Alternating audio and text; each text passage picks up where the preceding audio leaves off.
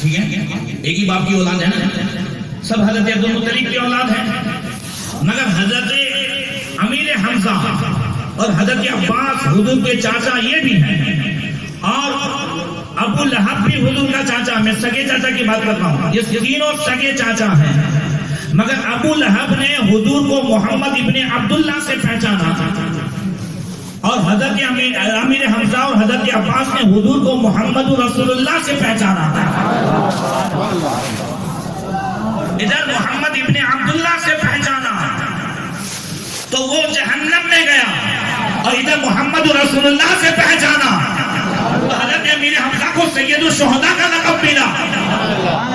سارا معاملہ تو پہچان سے ہے۔ امام حسین رضی اللہ تعالیٰ عنہ جب کربلا کے میدان میں سارے زخم کھانے کے بعد گھوڑے سے نیچے تشریف لائے، پھر بھی حضرت امام حسین کی ہیبت ایسی تھی کہ لگاتار یہ کے بعد دیگرے 9 یزیدی امام حسین کے سر پاک کو تن سے جدا کرنے کے لیے آگے بڑھے، کھولی بھی، سنان ولد الشیطان بھی، دوسرے بھی، مگر ہیبت ایسی تھی کہ واپس ہو جاتے ہیں۔ اب آخر میں شیمر آیا تو حضرت امام حسین نے پوچھا اسے، من انتا لما انتقبتا یا عدو اللہ اما تستحی من اللہ ورسولی؟ شیمر سے حسین پوچھتے ہیں تو کون ہے اے اللہ کے دشمن، تو کیوں میرے اس خون کا ارتکاب کر رہا ہے، میرے قتل کا ارتکاب کر رہا ہے، تجھے اللہ رسول سے شرم نہیں آتی؟ تو شیمر کہتا ہے انا شیمر ذی جوشن، میں شیمر ذی جوشن۔ امام حسین فرماتے اما تعریفنی، مجھے پہچانتا نہیں؟ کیا ہے مجھے پہچانتا نہیں؟ تو کہتا ہے انت الحسین ابو کا علی بن ابی طالب، ہاں تم حسین ہو، تمہارے باپ علی بن ابی طالب ہے۔ شیمر کی نظر میں امام حسین کی اتنی پہچان تھی تو جہنم کا حقدار ہوا، کیا یہ حسین ہے، علی کے بیٹے ہیں، اور حضرت حور کی نظر میں ہے۔ نعرہ تکبیر، نعرہ رسالت۔ معاملہ پہچان کا ہے، معاملہ کس کا ہے؟ اس لیے عاشورے کے دن صبح حضرت امام حسین نے ان تمام یزیدیوں کے درمیان اپنی پہچان کرائی۔ کیا فرمائی؟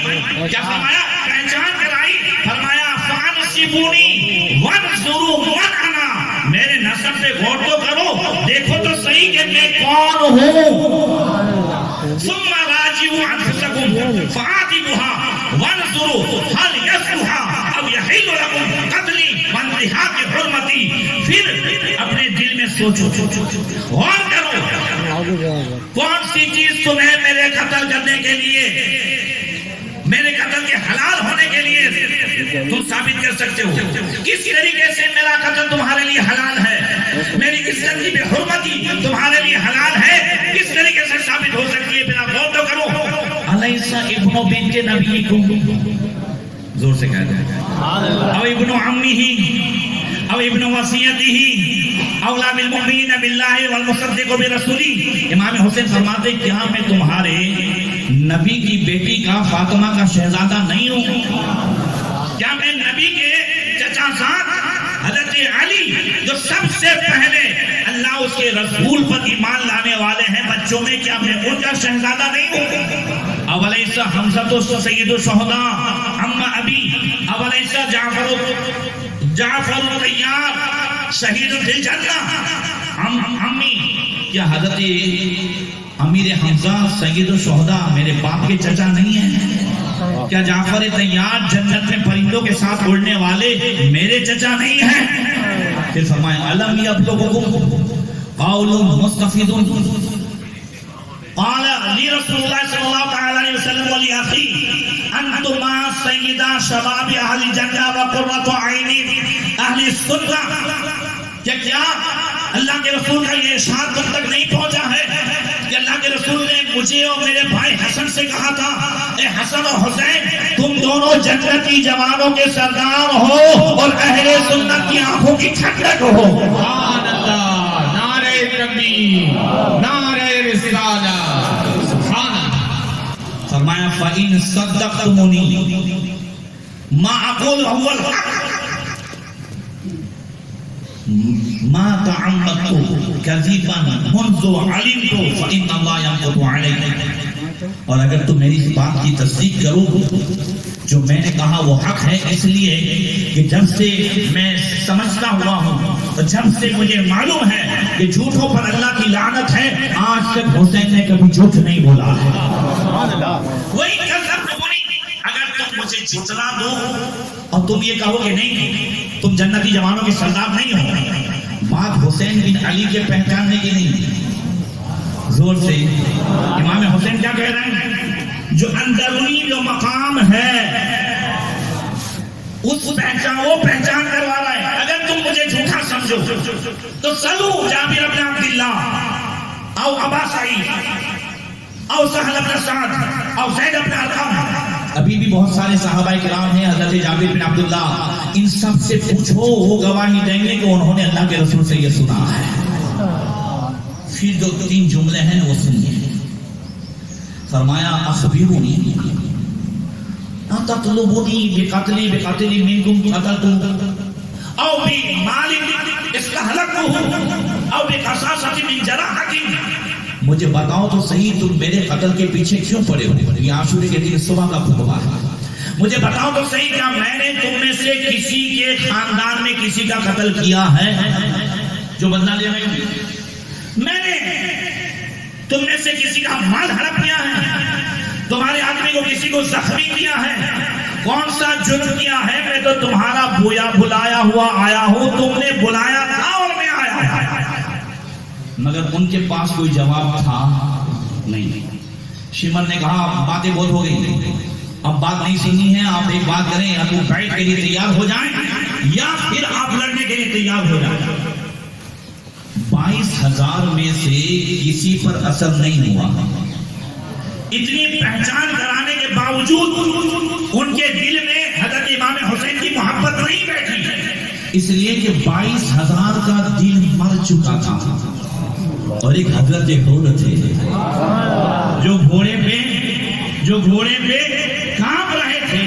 پوچھا حور کے کزین بھائی نے کہ آپ تو 1,000 سوار کے برابر سمجھے جاتے تھے، یہ تھوڑے سے لشکر سے ڈر رہے ہو، کانپ رہے ہو؟ کہا میں اس لیے نہیں کانپ رہا، بات یہ ہے میرے ایک طرف دوزخ ہے ایک طرف جنت ہے. اگر اللہ سچی عقل دے تو دوزخ سے نکل کر جنت کی طرف جانا چاہیے. یہ نعرہ حور کا تھا جس وقت وہ فوج شام سے نکلا کہ دیکھو یوں نکلتے ہیں جہنم سے خدا والے. ہزاروں میں 72 تن تھے تسلیم و رضا والے، حقیقت میں خدا ان کا تھا اور وہ تھے خدا والے. کسی نے جب وطن پوچھا تو حضرت نے یہ فرمایا مدینے والے کہلاتے تھے اور اب ہے کربلا والے. حسین ابن علی کی ارے کیا مدد کر سکتا تھا کوئی؟ وہ خود مشکل کو ساتھے تھے، مشکل کو ساتھ. نعرہ رسالہ دوائیں درد عصیاں پنجتن کے در سے ملتی ہے، زمانے میں یہی مشہور ہے دارالشفا والے. اچھا ایک بات اور بتاؤں کہ حور بھی تو یزیدی لشکر ہی میں سے تھے، حور بھی تو عبید اللہ بن زیاد ہی کی طرف سے بھیجے گئے. بولو بھیجے گئے تھے. حور بھی تو سب سے پہلے 1,000 کا لشکر لے کر کے آئے تھے. یہ 22,000 کا لشکریوں کا دل مر گیا اور حضرت حور کا دل مرا نہیں، سو گیا تھا. توجہ ہے، میں نے بارہا آپ کو سنایا ہے. حضرت خواجہ حسن بصری سے ایک نوجوان نے پوچھا حضرت ایسا لگتا ہے کہ دل سو گئے، کیوں ایسا لگتا ہے؟ حضرت آپ قرآن سناتے ہو نا اثر نہیں ہوتا. میں 1300 سال پہلے کی بات کرتا ہوں. آگے صاحب کتنے سال پہلے کی؟ 1350 سال پہلے. جوان کہہ رہا ہے حضرت خواجہ حسن بصری سے قرآن سناتے ہو اثر نہیں ہوتا، حدیث سناتے ہو اثر نہیں ہوتا، ایسا لگتا ہے دل سو گیا ہے. فرمایا جب تیرے دل میں قرآن اثر نہ کرے، حدیث اثر نہ کرے، واقعات اثر نہ کرے، عبرت تجھے حاصل نہ ہو تو پھر یقین کر لے کہ تیرا دل سویا نہیں ہے، مرا ہوا ہے. سوئے ہوئے کو جگایا جا سکتا ہے، مرے ہوئے کو جگایا جا سکتا نہیں ہے. امام حسین کے خطبے میں 22,000 حضرت حور کا دل مرا ہوا نہیں تھا، سویا ہوا تھا، حضرت حور کا دل مرا کیوں نہیں تھا؟ سوال یہ ہے نا بھائی، وہ بھی تو لشکر میں سے تھے، وہ بھی تو عبید اللہ بن زیاد کے بھیجے ہوئے تھے۔ بات یہ تھی کہ جب پہلی ملاقات امام حسین سے ہوئی اور حضرت امام حسین نے حضرت حور کے لشکریوں کو پانی پلایا، بٹھایا، پوچھا یا حور ہم لنا ہم علینا، ہماری مدد کے لیے آئے ہو یا مقابلے کے لیے آئے ہو؟ کہا حضور میں تو نہیں جانتا مقابلے کے لیے، مجھے اتنا کہا گیا ہے کہ میں آپ کو کوفہ تک نہ پہنچنے، میں آپ کے ساتھ رہوں، اس کے لیے مجھے بھیجا گیا ہے۔ اچھا ظہر کی نماز کا ٹائم ہوا، امام حسین نے پوچھا حور الگ جماعت کرو گے یا میرے پیچھے نماز پڑھو گے؟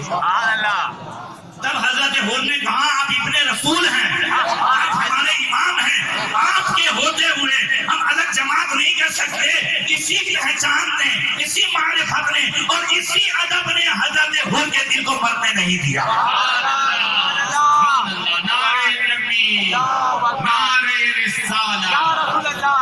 مین جو چیز ہے وہ ادب ہے۔ سبحان اللہ، ادب ہے، یہ ادب تھا، یہ کیا تھا؟ ادب تھا۔ اس ادب نے حضرت حور کے دل کو مرنے نہیں دیا اور خطبہ اثر کر گیا۔ قدم قدم پر ایسا نہیں کہ صرف یہ ایک واقعہ، یہ حضرت امام حسین کا ایک خطبہ یزیدیوں پہ اثر نہیں ہوا، نہیں۔ کیا اس کے بعد کربلا کے میدان میں یزیدیوں نے امام حسین کی اتنی کرامتیں نہیں دیکھی تھی؟ کیا امام حسین کا اختیار یزیدیوں نے نہیں دیکھا تھا؟ اچھا امام حسین کی شہادت کے بعد کیا قدم قدم پہ ایسی باتیں نہیں ہو رہی تھی جو ابھی بھی یزیدیوں کو ان کی آنکھیں کھول دینے کے لیے کافی تھی؟ اہل بیت سے جو انہوں نے اونٹ چھینا تھا اور جب کربلا سے چلے اور پہلی منزل پر انہوں نے اونٹ ذبح کیا تو وہ سارا گوشت خون بن گیا تھا۔ بات صحیح ہے، سارا گوشت خون بن گیا کہ نہیں بن گیا؟ پھر آگے گئے اور ایک گرجا گھر کے پاس جیسے انہوں نے تمام سرائے مبارک رکھے، گرجا گھر کی دیوار سے ایک ہاتھ نکلا اور اس نے امام حسین کے سر پاک سے ٹپکتے ہوئے خون سے ہاتھ میں قلم تھا اور یہ شعر لکھا اترجو امت قتلت حسینا شفاعت جد یوم الحساب۔ وہاں سے گھبرا کر کے دوسرے گرجا گھر کے پاس گئے، وہاں دیکھا تو پہلے ہی سے یہ شعر لکھا ہوا تھا۔ پادری سے پوچھا تو پادری نے کہا مجھے نہیں معلوم، اتنا سنا ہے بڑوں سے کہ محمد رسول اللہ نبی آخر الزمان کے آنے سے 500 سال پہلے سے یہ شعر لکھا ہوا ہے۔ کیا مطلب ہے اس شعر کا؟ اترجو امت قتلت حسینا شفاعت جدی یوم الحسابی۔ کیا جو لوگ حسین کو قتل کر کے اس بات کی امید رکھتے ہیں کہ انہیں ان کے نانا جان کی شفاعت نصیب ہوگی، کیا یہ شعر بھی ان کی آنکھوں کو کھول دینے کے لیے کافی نہیں تھا؟ یہاں پر شفاعت پر ایک حدیث سنا تھا، ذرا زور سے کہتے ہیں کیا بتایا اس شعر نے کہ جنہوں نے امام حسین کو شہید کیا ہے انہیں حسین کے نانا کی شفاعت نصیب نہیں ہوگی، تو حسین کے نانا کی شفاعت کسے ملے گی؟ اللہ اکبر۔ سید السادات مولا کائنات مولا علی کرم اللہ تعالیٰ جو کریم فرماتے ہیں کہ اللہ کے رسول نے ارشاد فرمایا اربعۃ انا شفیع لہم یوم القیامہ، 4 لوگ ایسے ہیں جن کی میں قیامت کے دن شفاعت کروں گا۔ اس میں سے کون؟ المقرب ذریتی، میرے اہل بیت کی تعظیم کرنے والا، زور سے کہہ دو، والقاضی حوائج لہم، اور میرے اہل بیت کی ضرورت کو پورا کرنے والا۔ اور تیسرے نمبر پر کون ہے؟ فرمایا الساعی لہم فی امورہم عندما اصروا علیہ، جب میرے اہل بیت کو سخت ضرورت ہو، شدت کی ضرورت ہو اس وقت ان کے لیے دوڑ بھاگ کرنے والا، کہیں سے انتظام کرنے والا، کوششیں کرنے والا، اور چوتھا وہ محب لہم بقلبی و لسانی، اور دل اور زبان سے میرے اہل بیت سے محبت کرنے والا، ان چار کی حضور فرماتے ہیں میں شفاعت کروں گا۔ یہاں پر ایک بات کرنی ہے، فرمایا القاضی حوائج العباد، میرے اہل بیت کے لیے ضرورت کو پورا کرنے والا، ان کے لیے ضرورت کے وقت دوڑ بھاگ کرنے والا۔ میں آپ سے ایک مسئلہ پوچھتا ہوں، ہم اہل بیت کو زکات دے سکتے ہیں؟ پورا مجمع بولے یار بھائی، آپ کو مفتی، آپ مفتی ہیں، بولے پورا مجمع بولے دے سکتے ہیں؟ نہیں دے سکتے۔ صدقے فطر نہیں دے سکتے، نیاز تو دے سکتے ہیں، زور سے بولو، نیاز تو دے سکتے ہیں۔ ایسا نہیں ہو سکتا کہ اس محرم اور حرام کے موقع پر ہم اتنے لاکھوں کی نیاز کرتے ہیں تو اس میں سے کچھ کیٹیں بنا کر سادات کرام کے گھروں میں پہنچائی جائیں۔ توجہ ہے، میری بات سے سمت ہیں۔ 2019 میں ہم نے یہ سورج میں مہم اٹھائی تھی، تو 41 میں نے ایک کا میں سنبھالا، پھر ایک میں دے رہا ہوں، تو 41 کی سادات کرام کو کی۔ کل الحمدللہ 121 کیٹیں ہیں، جس میں 80 سادات کرام کو اور 41 جو ہے علماء اور مؤذن ہوتی ہیں۔ باہر نکل کر کے میں نے اپنے بھتیجے کو فون کیا، میں نے کہا دل چاہتا ہے کہ اپنے بھی کام شروع کریں، تو بولے بولو چلو 11 کٹ میں دیتا ہوں۔ آج میں نے رتن پور شروع کیا، الحمدللہ جمعہ میں نے کہا میں نہیں کہنا چاہتا کہ آپ مجھے دیں، آپ اپنے حساب سے، بہت سارے ایسے سادات کرام ہیں، آج اگر ہم نے محرم کے موقع پر ایک ہوتا ہے نیاز بنا کے خود کھا جانا، اور ایک ہے کہ اس نیاز کو میں نیاز روکنے کے لیے نہیں آیا ہوں، تھوڑی گالیوں میں کمی کرنا میرے لیے، سمجھ میں کوئی جو ہے نیاز روکنے کے لیے، میں نیاز کریں، مگر جو حد سے زیادہ نیاز ایک ہی وقت میں 5-10 قسم کی ہوتی ہے، اس کی کمیٹی کی جانب سے اگر 5-10 کیٹیں سادات کرام کے گھروں میں پہنچ جائیں تو بولو یہ بہت اچھا کام ہے کہ نہیں ہے؟ حضور سے حضرت ابو عبداللہ بغداد شریف میں، سنیے گا غور سے، بغداد شریف میں حضرت ابو عبداللہ بڑے، ان کے پاس فاقے سے فاقے گزرتے تھے، بچے زیادہ تھے۔ اللہ کے رسول کی حدیث ان تک پہنچی کہ آقا نے فرمایا الصلاۃ علی تنفق الفقر، مجھ پر درود پاک پڑھنا محتاجی کو دور کر دے گا۔ تو انہوں نے ایک دن بچوں کو، بیوی کو، سب کو بلایا، کہا آج ہم گھر میں درود پاک کی محفل سجاتے ہیں، ہو سکتا ہے درود پاک کی محفل کی برکت سے ہماری اس محتاجی کا سلسلہ ختم ہو جائے۔ یہ پڑھتے پڑھتے بچے سو گئے، بیوی سو گئی، رات کے آخری حصے میں بزرگ بھی سو گئے، آقا کریم ہم نے تشریف لائے، فرمایا اے میرے امتی تو نے صحیح سنا ہے، میرا ہی ارشاد ہے جو مجھ پر درود پاک پڑھے گا اس کی محتاجی دور ہو جائے گی۔ جہاں صبح اٹھ کر کے بغداد کے وہ بہت بڑے رئیس اور مالدار اور بہت بڑے بیپاری مجوسی کے پاس جا کر کے میرا سلام کہنا، اس مجوسی سے کہنا نبی نے سلام کہا ہے اور کہا ہے کہ تیرے حق میں جو دعا ہے وہ قبول ہو گئی ہے، اور تجھے پیغام دیا گیا ہے کہ تو آج کچھ دولت مجھے بھی دے۔ وہ اٹھے تو پریشان کہ اللہ کے رسول نے پورے بغداد میں مجوسی کے پاس کیوں بھیجا؟ بڑے بڑے مسلمان مالدار ہیں، مجوسی کے پاس پھر سوئے، پھر حضور خواب میں تشریف لائے، تو جا تیرے اوپر کچھ بھی نہیں ہے، جا کے پیغام دے میرا سلام دے۔ گیا، مجوسی بڑا مشہور تھا، تنہائی میں اس سے کہا کہ میرے نبی نے سلام کہا ہے اور پیغام دیا ہے کہ تمہارے حق میں جو دعا ہے وہ قبول ہو گئی۔ وہ کہتا ہے کون تمہارے نبی؟ تم نہیں جانتے ہو، میں تو آپ کا پجاری ہوں۔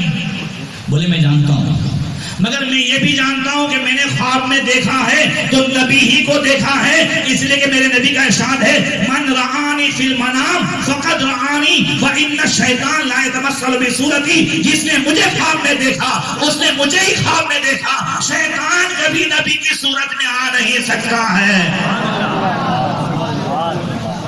اس لیے ہو ہی نہیں سکتا، میں نے نبی کو دیکھا ہے، اس کا یقین دیکھا۔ تو اس نے کہا کہ بیٹھو میں ابھی آتا ہوں، اندر گیا غسل کر کے آیا، کہتا ہے بعد میں بات ہوگی، پہلے ہاتھ بڑھائیں تاکہ کلمہ پڑھ کر کے اسلام قبول کر لوں۔ مسلمان ہوا، بیوی کو بلایا، کہا میں اندھیرے میں تھا اب اجالے میں آیا ہوں، میرے ساتھ رہنا چاہتی ہو تو اس اجالے کو تو بھی اپنا لے۔ اس نے بھی کلمہ پڑھا، اسلام قبول کر لیا، اس کے ہزاروں غلام اور لونڈیاں تھیں، ان سب کو بلایا، کہا اگر میرے ساتھ رہنا چاہتے ہو تو جو راستہ میں نے اپنایا ہے وہ اپناؤ، ورنہ میرا تمہارا کوئی رشتہ نہیں۔ کچھ کو چھوڑ کر سینکڑوں نے اسلام قبول کر لیا۔ حضور دیکھ رہے ہیں کہ یا اللہ یہ کیا معاملہ، ابو عبداللہ کہتے ہیں یہ کیا ہو رہا؟ پھر بیٹے کو بلایا، کہا بیٹا اگر میرے پیسے سے حصہ لینا چاہتا ہے، وراثت چاہیے، اور اگر میرا تیرا رشتہ باقی رکھنا چاہتا ہے اس راستے کو تو بھی اپنا لے۔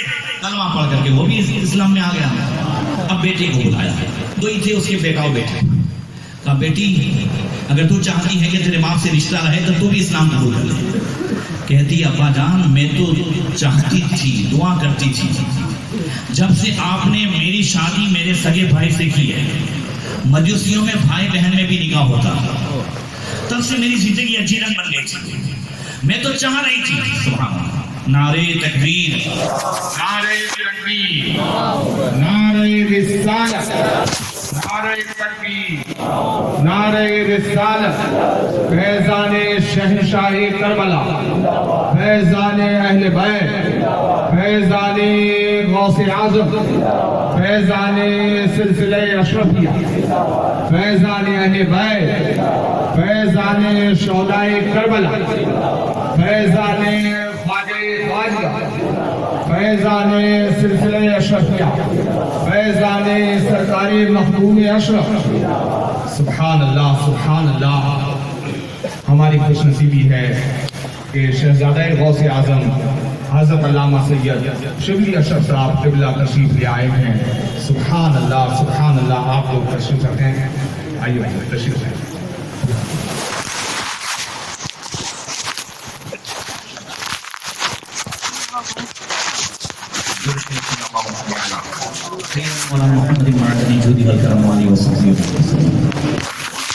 بات یہ چل رہی تھی کہ وہ لڑکی کہتی ہے ابا جان آپ نے میری اور میرے بھائی کی شادی آپس میں کرا دی تھی، تب سے میری زندگی اجیرت ہو گئی، میں تو چاہ ہی رہی تھی کہ کوئی ایسا مذہب قبول کر لیں جس میں بھائی اور بہن میں نکاح حرام ہو۔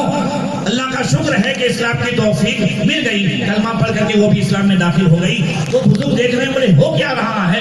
اس نے کہا اب میں آپ کو سناتا ہوں بات کیا ہے، اور اللہ کے رسول نے جو فرمایا کہ تمہارے حق میں دعا ہے وہ قبول ہو گئی ہے، وہ کس کی دعا تھی، کیا تھا، اب تو میں بتا رہا ہوں۔ چند دن پہلے میں نے اپنے دونوں بیٹا بیٹی بھائی بہن میں نکاح کیا تھا، اس خوشی میں آدھے بغداد کو میں نے کھلایا تھا، خود میں تھک گیا تھا، رات کو سونے کے لیے اپنی چھت پر گیا، میرے بغل میں ایک سید زادی امام حسن کی اولاد میں سے بیوہ رہتی ہے، میں نہیں جانتا تھا، اس کی 3 بچیاں، وہ بچیاں اپنی ماں سے کہہ رہی تھی اماں جان ہمارے پڑوسی مجوسی نے اچھا نہیں کیا، آدھے بغداد کو کھلایا اور ہم کو کچھ بھی نہیں، ہم پڑوس میں رہتے ہیں۔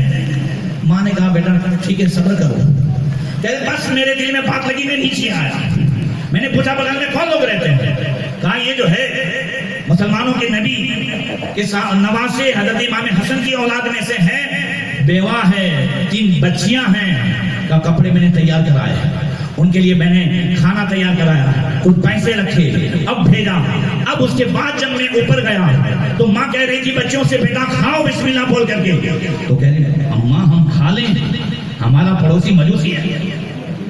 کہا بیٹا یہ شادی کا کھانا ہے کوئی بات نہیں۔ کہا اماں ہم یہ نہیں کہنا چاہتے، ہم یہ کہنا چاہتے ہیں ہم کھا لیں اور ہمارا پڑوسی مجوسی رہے نہیں، ہم دعا کرتے ہیں کھانے سے پہلے آپ آمین کہیں تاکہ ہمارے پڑوسی کو ایمان کی دولت مل جائے اور انہیں بھی ہمارے نانا کی شفاعت مل جائے۔ ان بچیوں نے دعا کی، ماں نے آمین کہی، وہ کہتا ہے یہ کسی کی برکت ہے ہے کہ صرف مجھے نہیں ہمارے پورے خاندان اور اتنے لوگوں کو ایمان کی دولت مل گئی ہے.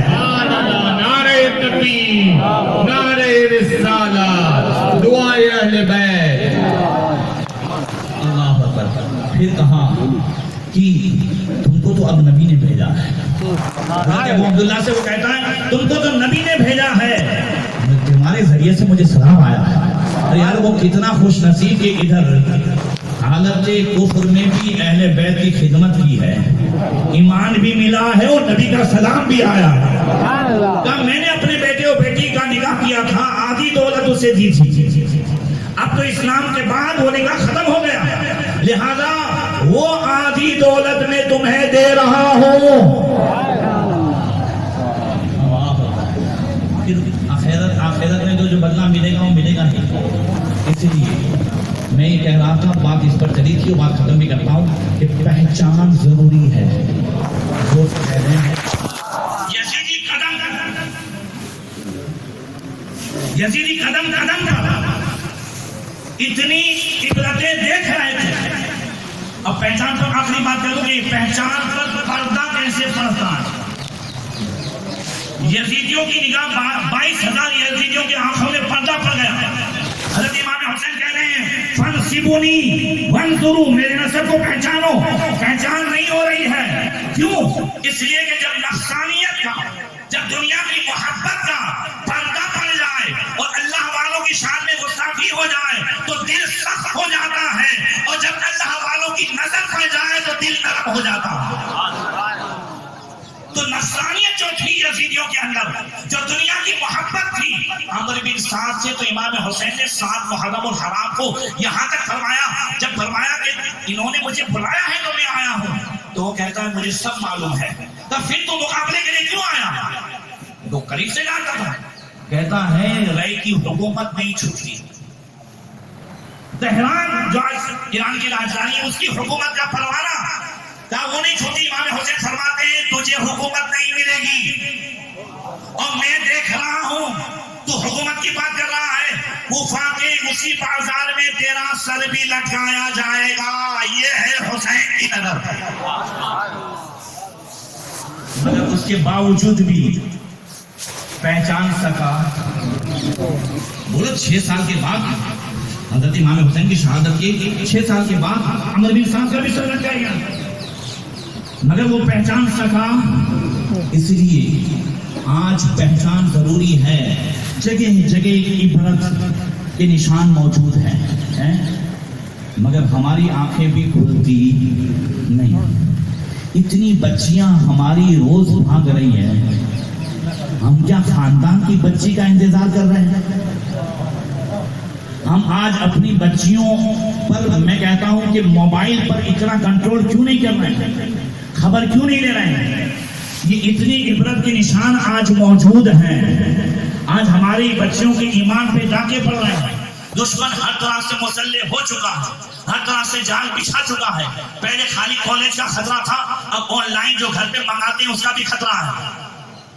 کیا کبھی ہم نے اور آپ نے کبھی اپنی بچیوں کے موبائل کو چیک کیا ہے؟ توجہ ہے. فرض ہے ہمارا 3 سال پہلے میں پوربندر جو ہے عید الفطر کرتا ہوں، گیا ہوا تھا. رات کو ایک جنازہ کے بعد آیا گھر پہ، میری بچی 1 بجے بات کر رہی تھی. الحمدللہ ایک بچی آپ کے پیٹران میں بھی ہے، مگر آج تک کبھی کوئی بات چیت نہیں. دوسری 2 بچیاں تو انہوں نے تو دیکھا بھی نہیں، نکاح کے بعد ایک دوسرے کو دیکھا. تو کہنا یہ ہے کہ پھر بھی میں نے بچی سے پوچھا بیٹا کس سے بات کرتی، حالانکہ اس کی سگائی ہو گئی تھی، مگر کبھی اس سے بھی بات نہیں ہوئی. کہتی ہے میں خالہ کی لڑکی سے بات کر رہی ہوں. تو میں نے پھر بھی فون لیا اور سنا کہ خالہ کی لڑکی ہے نا. ہم ماں باپ ہیں، کلکم راعین و کلکم مسئول عن رعیتہ. ہم نے کہا ہر ایک ذمہ دار ہے اور ہر ذمہ دار سے کل قیامت کے دن پوچھا جائے گا. تو ہم گھر میں کبھی ان موبائل کو بھی چیک کریں، بچے کے آنے جانے کو بھی چیک کریں. اور بچپن سے جن بچوں کو ہم نے جھوٹ سکھایا ہے، کیا وہ بچہ رات کو 3 بجے آ کر کے صحیح سچ بتائے گا کہ کہاں سے آیا ہے؟ یہ ساری چیزیں ہیں جو ہمیں آج بھی عبرت کے نشان دکھا رہی ہے. یزیدیوں کے ہاتھ پر تو دنیا کی محبت کا پردہ پڑ چکا تھا، وہ غصہ ہو چکے تھے، جگہ جگہ انہیں عبرت کے نشان کی آنکھیں نہیں کھل رہی تھی. مگر ہم تو حضرت حور کے غلام ہیں، حضور سے کہہ دیں غلام حسین ہیں. تو آج ہماری آنکھوں کے پردے اٹھنے چاہیے اور ہم عہد کریں کہ انشاءاللہ تبارک و تعالیٰ گھر میں اچھا ماحول بنائیں گے انشاءاللہ. جو پیغام امام حسین کا تھا، امام حسین صرف عبادت نہیں کرتے تھے، عبادت کو عادت بنا چکے تھے. توجہ ہے، عبادت جب عادت بن جاتی ہے. کربلا کے میدان میں حضرت ابو تمامہ عمر بن عبداللہ سعیدی امام حسین کے پاس آ کے کہتے ہیں حسین اے امام، اکثر ساتھی شہید ہو گئے، اب میری بھی باری ہے اور ظہر کی نماز کا ٹائم ہو رہا ہے. جمعہ تھا مگر وہاں جمعہ تو تھا نہیں، جمعہ کا دن تھا، ظہر کی نماز کا ٹائم ہو رہا ہے. امام نے چاہتا ہوں کہ اللہ کی بارگاہ میں جاؤں تو نماز پڑھ کر کے جاؤں. تو امام حسین فرماتے ہیں ارے ابو تمامہ تو نے تو نماز یاد دلا دی. امام حسین کے چہرے پر جیسے چمک آ گئی، زور سے کہہ دو جیسے چمک آ گئی. ان یزیدیوں سے کہو کہ کیا تھوڑی دیر کے لیے جنگ بند کرتے ہیں کہ نماز پڑھ لیں. حسین بن تمیم یزیدی چلا کے کہتا ہے حسین تمہاری نماز قبول کب ہوگی جب نماز کرتے ہو. امام حسین تو خاموش رہے، مگر اس وقت کو کیا معلوم جو کہتا ہے حسین تمہاری نماز قبول کیسے ہوگی. ارے قیامت تک سارے نمازیوں کی نماز اس وقت تک مکمل نہیں ہوتی جب تک کہ نبی اور آل نبی پر درود پاک نہ پڑھ لے. صحیح ہے، مگر بتانا یہ ہے کہ امام حسین نے نماز کا نام سن کر آپ کے چہرے پر چمک آ گئی. جیسے کسی کی عادت ہو بیڑی کی، سگریٹ کی، کھینے کی، تو افطاری کے بعد سب سے پہلے وہ کام اڑتا ہے اور چند دن اگر یہ چیز نہ ملے اور اچانک اس پر نظر پڑے تو چمک آتی ہے بلا تمثیل. اسی طریقے سے عبادت کو عادت بنا لے، زور سے کہہ دو بغیر اس کے چین نہ آئے. جیسے ہم 2-4 دن ٹائم پہ اگر جاب پہ نہیں پہنچ پاتے تو بے قرار ہو جاتے ہیں. کاش اگر روزانہ لیٹ اٹھتے ہیں اور دل میں بے قراری پیدا ہو کہ آج فجر کی نماز چھوٹ گئی. یہی امام حسین کے آخری سجدے کا پیغام ہے. اللہ تبارک و تعالی ہمیں سچا حسینی بننے کی توفیق عطا فرمائے. السلام علیکم ورحمۃ اللہ وبرکاتہ. حضور والا کی زیارت کریں، اللہ تبارک و تعالی نے سلامت رکھے. سبحان